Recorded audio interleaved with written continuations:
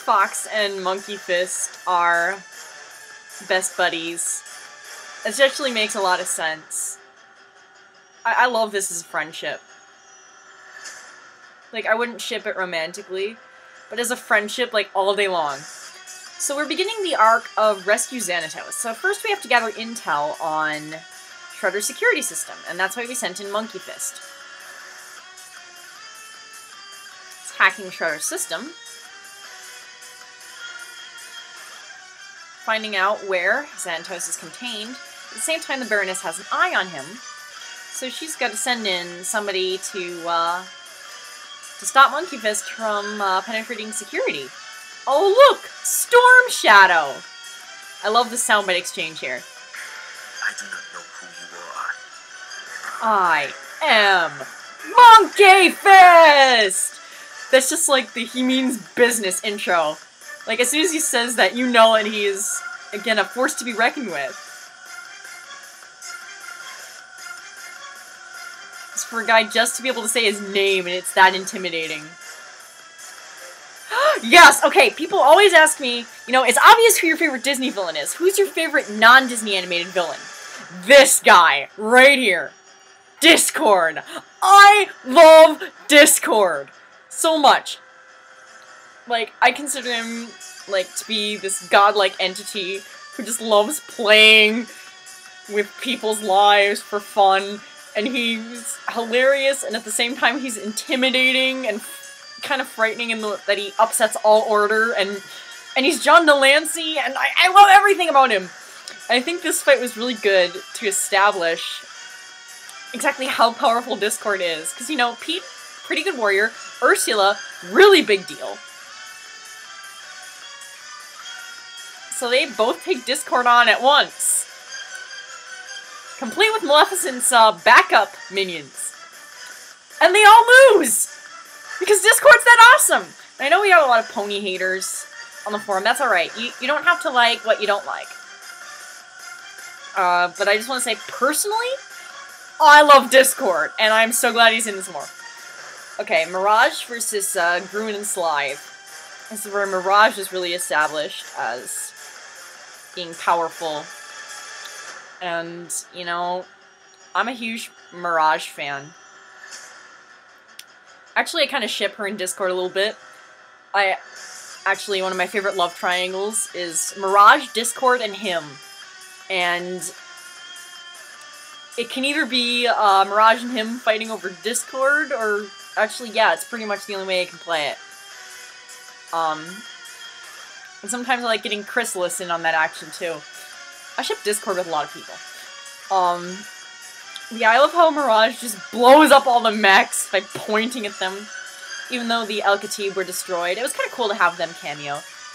Because, you know, as much as Disney vs. Marvel does a great job of showcasing the minor Aladdin villains in separate fights, Disney vs. non-Disney villains does a great job of giving us a taste of all the evil in the Aladdin-verse in little bite-sized cameos that make for wonderful battle royales. And that's where each of them have their strength in the Aladdin series. Which I think is one of the best fantasy-themed cartoons in, like, ever. Oh, Van Pelt.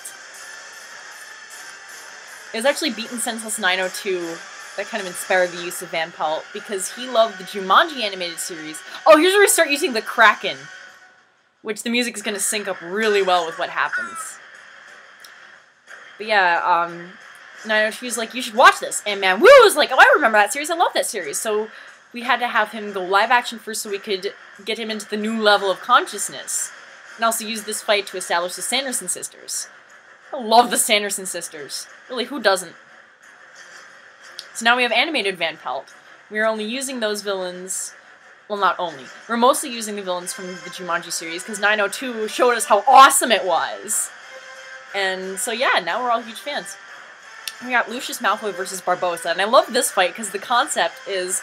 People have always been asking about, you know, the Guns and Harry Potter thing. Hizzy did a parody of it, Potter Puppet Pals is a parody of it. Here we finally have Guns and Harry Potter. And I love it, Bellatrix throws the knife, and Barbosa's like, amateurs, I'm undead! You can't kill me with a knife. It's like, how are we supposed to kill him? You best start believing in ghost stories. You're in one.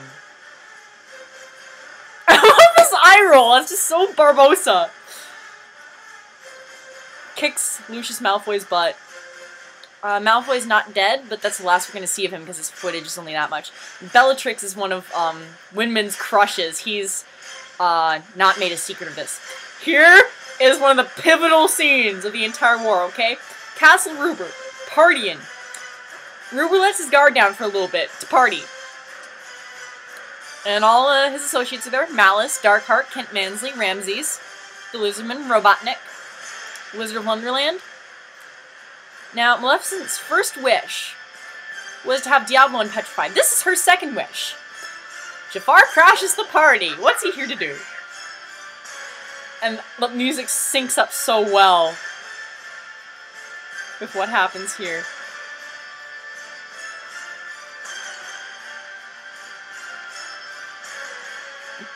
Here we go!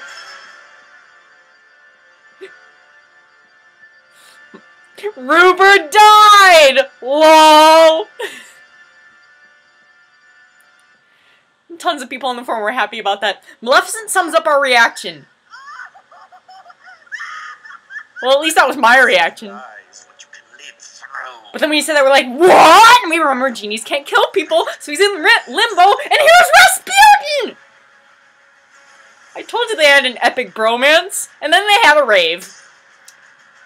The criminal empire changed hands again.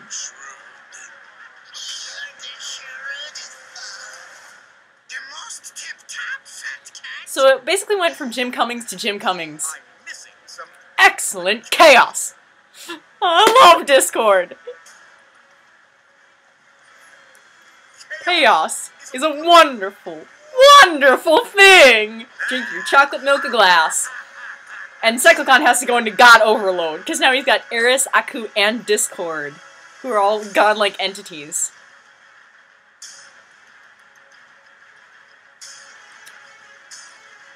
Monkey Fist is back to tell her. And like all the Kim Possible villains work for Xanatos now. Ratcliffe's got quite a following here. He's gotta try to figure out how to get that Fire Nation out of his seas. And what is your plan? And now we're thinking if Mirage is on board, these two might actually stand a chance against Skeletor. Will they? We'll find out. And then Mum Ra is just lecturing Grun and Slythe for their failure against Mirage, which is perfectly understandable because, like, she's Mirage. This war is only beginning. And even though the war is, like, actually at about its midpoint, with what Man Wu says he actually has planned, you know, every time a war round ends, I feel like the war is only beginning because something special and awesome happens in every new round, and stuff just got real. I said that at the end of every round, except, I swear, you all know what the real one is. Okay, let's keep it moving.